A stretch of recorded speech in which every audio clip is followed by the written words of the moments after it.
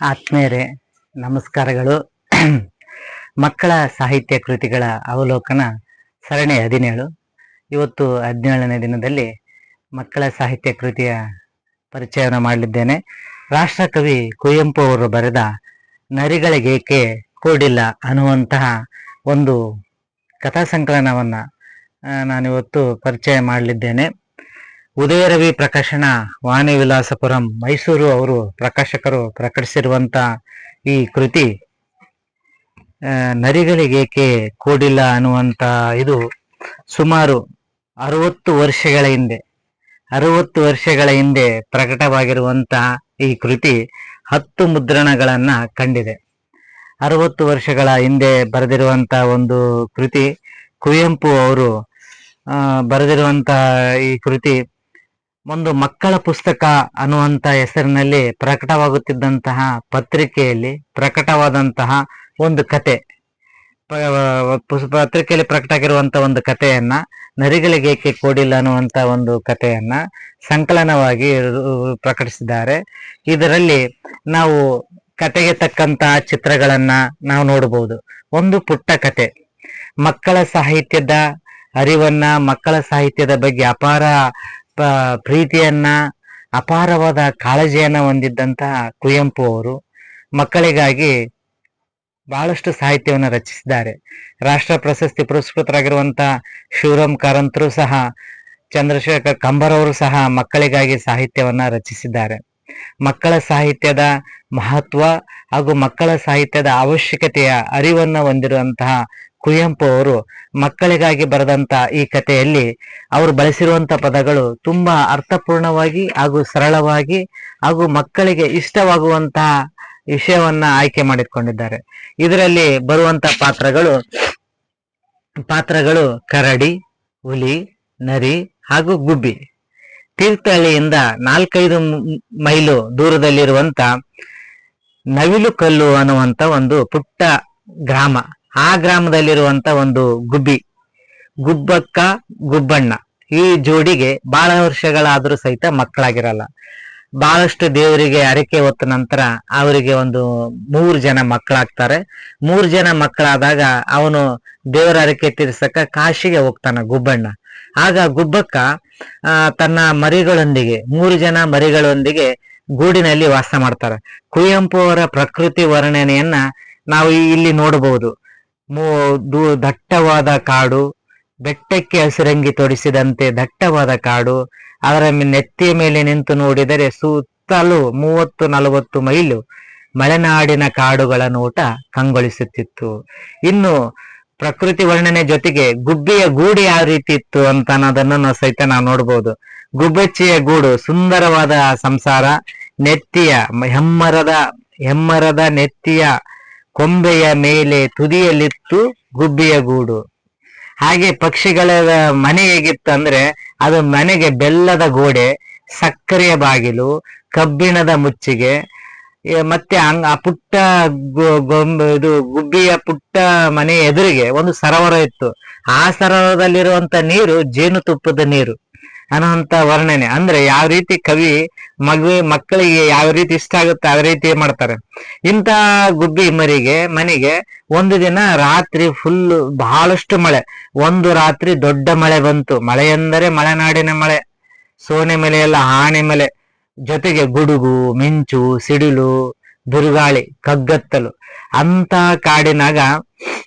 ಕಾಡಿನ ಮಳೆಯಾಗ ತೋರ್ಸ್ಕೊಂಡು 3 ಜನ ಪ್ರಾಣಿಗಳು ಬರ್ತಾರೆ, ಹುಲಿ, ಕರಡಿ ಹಾಗೂ ನರಿ. ಅವಾಗ ಬಂದು ಮಳೆಯಾಗ ಬಹಳ ತೋರ್ಸ್ಕೊಂಡಿರ್ತಾರೆ ಅವರು. ಅವಾಗ ಈ ಗುಬ್ಬಕ್ಕ 3 ಜನ ಮಕ್ಕಳನ್ನ ಜೋಗುಳ ಆಡ್ಕಿಂತ ಮಲಸ್ತಿರ್ತಾಳೆ. ಮಲಸಂತ ಸಮಯದಲ್ಲಿ ಆ ಮನೆಯಾಗಿರೋಂತ ದೀಪದ ಬೆಳಕನ್ನು ನೋಡಿದಂತ ಈ 3 ಜನ ಆಕೆ ಮನೆಗೆ ಹೋಗ್ತಾರ. ಇಲ್ಲ, ನಮಗೆ ಸಹಾಯಕ ಅವಶ್ಯಕತೆ ಐತೆ, ಹೆಂಗಾರ ಮಾಡಿ ಹೋಗೋಣ ಅಂತೇಳಿ 3 ಜನನು ಹೋಗಿ ಗುಬ್ಬಿ ಮನೆಯನ್ನ ಬಾಗಿಲಿನ ಬಡಿತಾರ. ಈ ನರಿ ಬಡಿತೈತಿ ಫಸ್ಟ್. ನರಿ ಬಡದಾಗ ಆಕಿ ಗುಬ್ಬಕ್ಕ ಅನ್ಕಂತಾಳ. ನರಿ ಬುದ್ಧಿ ಗೊತ್ತಿರ್ತತೆ ಗುಬ್ಬಕ್ಕಗ, ಹಾಗಾಗಿ ಬಾಗಿಲು ತೆಗಿಯಲ್ಲ. ಅವಾಗ ಹೇಳ್ತಾಳ ಗುಬ್ಬಕ್ಕ, ನಾನು ಬಂದಿನ ತೆಗಿ ಅಂದಾಗ, ಅದೇ ನೀನಂದ್ರೆ ಯಾರು ಅಂತ ಕೇಳ್ತಾ, ನಾನು ನರಿಯಣ್ಣ ಬಂದೀನಿ ಅಂದಾಗ ಆಕೆ ಗುಬ್ಬಕ್ಕ ಹಂಚ್ಕಂತಾಳ. ಬಡವರ ಮನೆ ಬಾಗಿಲನ್ನ ಯಾಕಂಗ್ ಬಡಿತೀಯ, ನಾವು ಬಡವ್ರ ಮನೆ ಇದು, ಇಲ್ಲಿ ನಮಗೆ ಮಕ್ಕನಾಗ ಜಾಗ ಇಲ್ಲ, ನಿಮ್ಗೆ ಎಲ್ಲೇ ಜಾಗ, ಇದು ಮಕ್ಕನಾಗ ಜಾಗ ಇಲ್ಲ, ಇನ್ನು ಜೋರ್ ಬಡಿಬೇಡ, ಯಾಕಂದ್ರೆ ಮಕ್ಳು ಈಗ ಮಲಿಗೆವ, ನೀನ್ ಬಡದರೆ ಬಿಟ್ರೆ ಶಬ್ದಕ್ ಮತ್ತೆ ಎದ್ದು ಬಿಡ್ತಾವ, ಮಕ್ಳ ಇದ್ರೆ ಅಳ್ತಾವ, ಹಂಗಾಗಿ ನೀನು ಬಾಳ ಬಡಿಬೇಡ, ಯಾಕೆ ಸದ್ದು ಮಾಡ್ತಿ ಬಾಕ್ಲಿಗೆ ಅಂತ ಗುಬ್ಬಕ್ಕ ಜಬರಿಸ್ತಾಳ. ಅವಾಗ ನಾನು ಒಬ್ಬನೇ ಬಂದಿಲ್ಲ ಗುಬ್ಬಕ್ಕ, ನನ್ ಜೋಡಿ ನರಿಯ ಹುಲಿ ಅಣ್ಣ ಅದಾನ, ಆಮೇಲೆ ಕರಡಿ ಹಣ್ಣ ಅದನ್ನ, ಕರಡಿ ಹಣ್ಣ ಅದನ್ನಲ್ಲ, ನಾತನ್ ಮಾತನ್ನ ನಂಬು ಅಂತ ಹೇಳ್ತಾರ. ಅವಾಗ ಗುಬ್ಬಕ್ಕ ಕರಡಿ ಐತೆ ಅಂದಾಗ ವಿಶ್ವಾಸದ ಮೇಲೆ ಬಾಗಿಲನ್ನ ತೆಗಿತಾಳ. ಬಾಗಿಲು ತೆಗದ ನಂತರ ಕರಡಿ ಮತ್ತು ನರಿ ಹುಲಿ ಹಸುವಾಗಿಬಿಟ್ಟಿರ್ತ. ಆಮೇಲೆ ಅವ್ರಿಗೆ ಮಳೆಯಾಗ ತೋಸ್ಕೊಂಡ್ ಬಿಟ್ಟಿರ್ತಾರ. ಹಾಗಾಗಿ ಒಳಗ ಬಂದ ಮೇಲೆ ಬಿಸಿ ನೀರ್ ಕೊಡ್ತಾಳ, ಕಾಲ್ ತಕೊಂತಾರ, ಬಟ್ಟೆ ಕೊಡ್ತಾಳ ಒರೆಸ್ಕೊಂಡು, ಸ್ವಲ್ಪ ಕಾಳುಗಳನ್ನ ಕೊಡ್ತಾಳ. ಅವನ್ನೆಲ್ಲ ತಿಂದು ಬರ್ತಿ ನಿದ್ದೆ ಮಾಡಿಬಿಡ್ತಾರ ಪ್ರಾಣಿಗಳು. ಮುಂಜಾನೆ ಆಗುತ್ತ, ಮುಂಜಾನೆ ಆದಾಗ ತೊಟ್ಲಾಗ ಮಕ್ಕಳು, ಮೂವರು ಮಕ್ಕಳು ಮಕ್ಕಂದಿರ್ತಾವ, ಗುಬ್ಬಿ ಮರಿಗಳು. ಅವಾಗ ಹುಲಿ ಮತ್ತು ಕರಡಿ ಬೇಗ ಎದ್ದು ಹೋಗ್ಬಿಡ್ತಾರ. ಈ ನರಿ ಇನ್ನು ಮಕ್ಕಂದಿರುತ್ತ, ಇದನ್ನ ಎಬ್ಸೋದಿಲ್ಲ, ಅವ್ರು ಹೋಗ್ಬಿಡ್ತಾರ ಇಬ್ರು. ಅವಾಗ ಗುಬ್ಬಕ್ಕ ಹೊರಗಡೆ ಬಟ್ಟೆ ತೊಳಿತಾ ಇರ್ತಾಳ. ಆ ಸಮಯದಲ್ಲಿ ನರಿ ಮತ್ತು ಎಚ್ಚರ ಆಗತ್ತ. ನರಿಗೆ ಎಚ್ಚರ ಆದಾಗ ಅದೇನ್ ಮಾಡುತ್ತ, ಗುಳ್ಳೆ ನರಿ ತೊಟ್ಲದಾಗ ಆಟ ಆಡ್ತಿರಂತ ಮೂರು ಗುಬ್ಬಿ ಮರಿಗಳನ್ನ ರಾತ್ರಿ ವಾಸ ಮಾಡಕ ಸ್ಥಳಾವಕಾಶ ಕೊಟ್ಟು, ಊಟ ಕೊಟ್ಟು, ಆಶ್ರಯವನ್ನ ನೀಡಿರುವಂತ ಕೃತಜ್ಞತೆ ಭಾವನೂ ಇರೋದಂತ ನರಿ ಆ ಮೂರು ಗುಬ್ಬಿ ಮರಿನ ಗುಳುಮಂತ ನುಂಗಿ ಅಲ್ಲಿಂದ ಓಡಿ ಬಿಡುತ್ತ. ಅವಾಗ ಬಟ್ಟೆ ತೊಳೆದ ಮೇಲೆ ಒಳಗ್ ಬಂದು ಗುಬ್ಬಿ ನೋಡ್ತಾಳ, ತನ್ನ ಮೂರು ಮರಿಗಳು ಕಾಣೋದಿಲ್ಲ. ಅವಾಗ ಆಕೆಗೆ ಆತಂಕ ಆಗತ್ತೆ, ಈ ಯಾರು ತಿಂದಿರ್ಬೋದು, ಯಾರು ನುಂಗಿರ್ಬೋದು ಅಂತ ಆತಂಕ ಆಗತ್ತೆ. ಅದು ಗುಬ್ಬಿ ನೋಡುತ್ತಾ ಅಲ್ಲಿ ಹುಲಿ ಮತ್ತು ಕರಡಿ ಹೋಗ್ತಾ ಇರ್ತಾವ. ಅವಾಗ ಗುಬ್ಬಿ ಹೋಗಿ ಯಾರೇ ದುಃಖಿ ಅಳ್ತಾ ಇರ್ತಾಳ, ಇಲ್ಲ ನನ್ನ ಮಗುನ ಯಾರು ತಿಂದು ಬಿಟ್ಟಾರ ಅಂತೇಳಿ ಎದಿ ಬಡ್ಕಂತ ದುಃಖಿ ಹೇಳ್ತಾಳ. ಅವಾಗ ನೀವೆಲ್ಲ ಕಳ್ರು, ನೀವು ನನ್ನ ಮಕ್ಕಳನ್ನ ತಿಂದು ಬಂದಿರಿ, ನಿಮಗೆ ಮಾಡಿದ ಉಪಕಾರಕ್ಕೆ ಇದನ್ನ ಪ್ರತ್ಯುಪಕಾರ, ಅಯ್ಯೋ ದೇವ್ರೆ ಅಂತೇಳಿ ದುಃಖಿ ಅಳತಾಳ. ತಾಯಿ ಅತ್ತಂತ ವಿಷಯನ ಕಂಡಂತ ಕರಡಿಗೆ ಮನ ಕರಗತ್ತ. ಅವಾಗ ಹೇಳ್ತಾಳ, ಏ ಗುಬ್ಬಕ್ಕ, ನೀ ನಮಗೆ ಆಶ್ರಯ ಕೊಟ್ಟಿ, ನಿಮ್ ಗುಬ್ಬಿನ ನಾವ್ಯಾಕ್ತಿ, ನಿನ್ ಮಕ್ಕಳನ್ನ ನಾವು ತಿಂದಿಲ್ಲ ಅಂತ ಹೇಳ್ತಾಳ. ಅವಾಗ ಹುಲಿ ಅಂತತೆ, ನಾನು ತಿಂದಿಲ್ಲಮ್ಮ, ನೀ ನಮಗೆ ಆಶ್ರಯ ಕೊಟ್ಟಿ, ನೀನ್ ನಂಬಿದರ ಮೇಲೆ ನಾವ್ ನಿಮಗೆ ನಂಬಿಕೆ ದ್ರೋಹ ಮಾಡಲ್ಲ, ನಾನು ತಿಂದಿಲ್ಲ ಅಂತ ಹೇಳ್ತಾನ.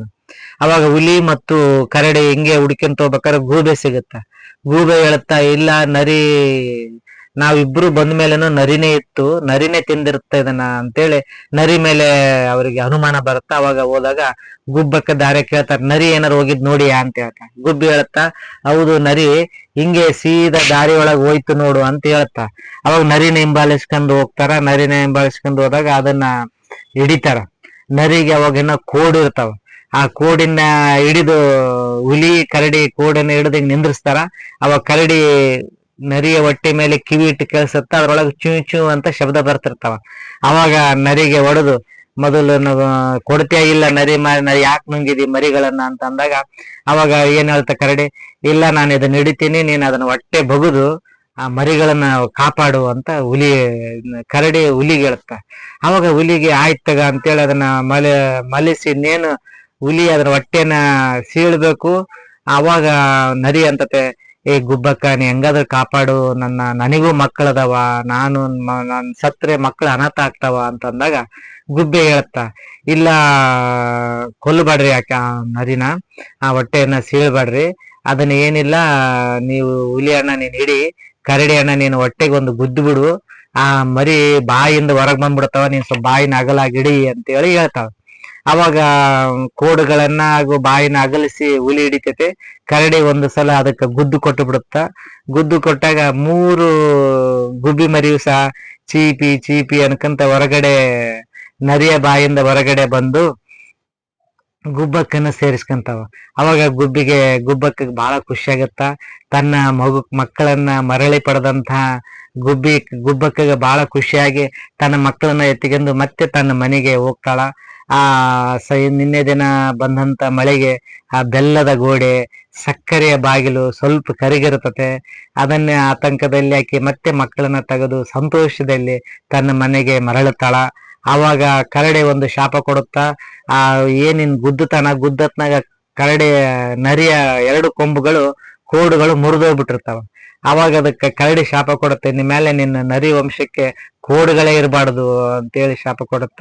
ಅದೇ ಶಾಪದಿಂದಾಗಿ ನರಿಗಳಿಗೆ ಇವತ್ತಿನ ತನಕ ಕೋಡುಗಳಿಲ್ಲ ಅನ್ನುವಂತ ಒಂದು ಕಾಕತಾಳೀಯವಾಗಿ ಕಥೆಯಲ್ಲಿ ಹೇಳ್ತಾ ನರಿಯ ಜಾತಿಗೆ ಕೋಡಿಲ್ಲ ಅನ್ನೋಂತ ಹೇಳ್ತಾರೆ.